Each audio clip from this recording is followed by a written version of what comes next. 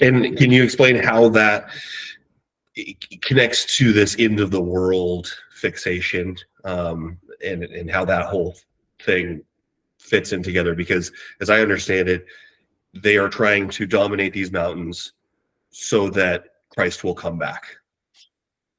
Yeah, it's complicated. So there are so when we're talking about the end of the world and Christians, we're talking about a realm of theology called eschatology, right? So the eschaton in Greek is just the last things, right? So we're talking about the theology of what comes at the end, right?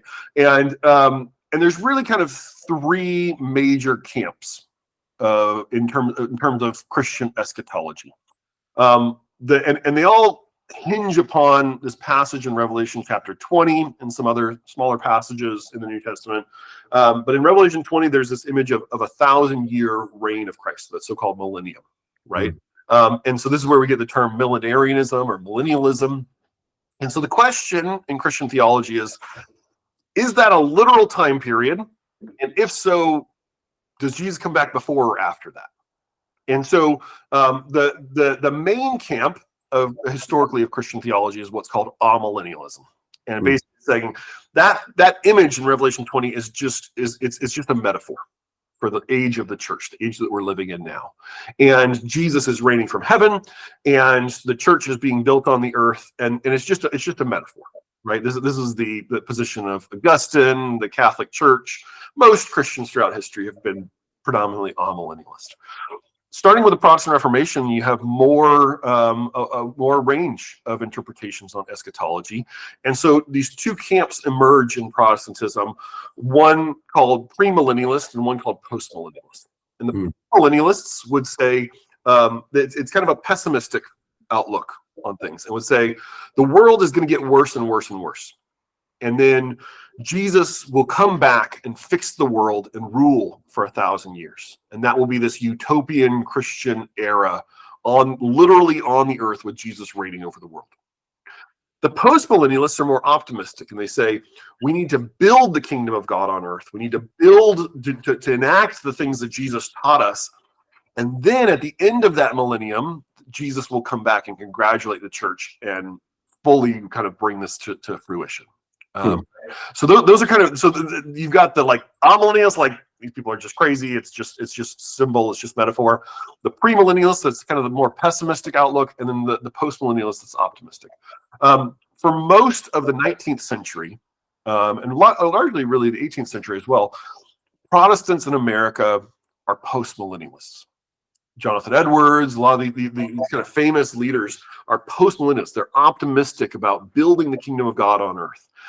After the Civil War, there's a real mood shift in American evangelicalism. People are very disillusioned. And so this whole premillennialist movement called dispensationalism really takes hold. Dispensationalism is kind of one style of premillennialism. And dispensationalism is where you get the idea of the rapture. And so, right, because the rapture is Jesus takes the Christians away even before he comes back, right? And so it's this particular form of premillennialism.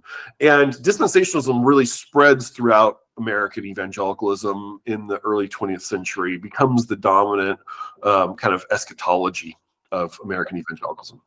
When the Reconstructionists come along in the 1960s and 1970s, R.J. Rushdoony and some of these other people who are playing with these Calvinist ideas, they pick the other camp. They actually pivot back and say, no, we are post-millennialists. We need to, right, because they're saying we need to build the kingdom of God on earth.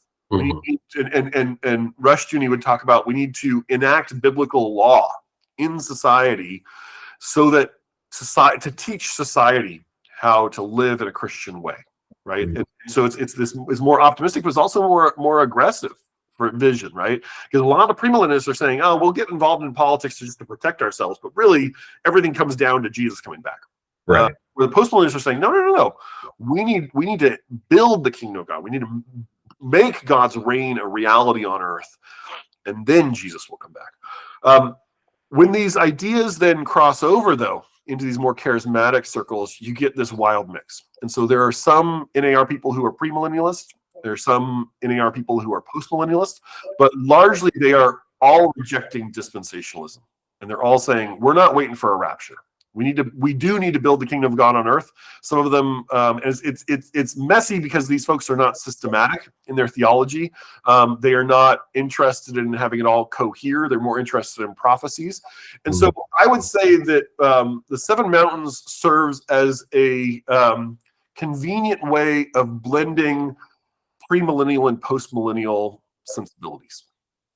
And so it gives a structured program for what I would call Christian supremacy. I mean, the idea is Christians taking over societies, right? It's not we need to influence society in kind of some vague sense, and that maybe Cunningham and Bright meant. It's no, we need to take over. We need to conquer society, and then let Christianity kind of flow down into the rest of society. Maybe a different way to put it is if the original Seven Spheres idea is more of a kind of grassroots approach, right? More Christians need to go into politics, more Christians need to go into education and change those areas of society through their presence and influence.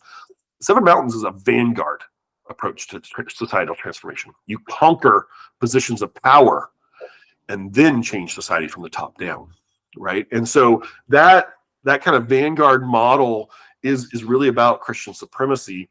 But then there's room within that you could still claim a premillennialist eschatology. You could still say, oh, well, I'm waiting for Jesus to come back. So the way that they'll talk about it, and again, it's not totally coherent because they aren't really that interested in being totally coherent. But the way that they'll talk about it is we have a victorious eschatology. Christians need to bring about the victory of Christianity. And Jesus will come back, and we're not really sure exactly how Jesus comes back, but he will come back either before or after the millennium. They don't really care that much about the millennium question so much as we need to act now. We need to build this stuff now. We need to take over societies now.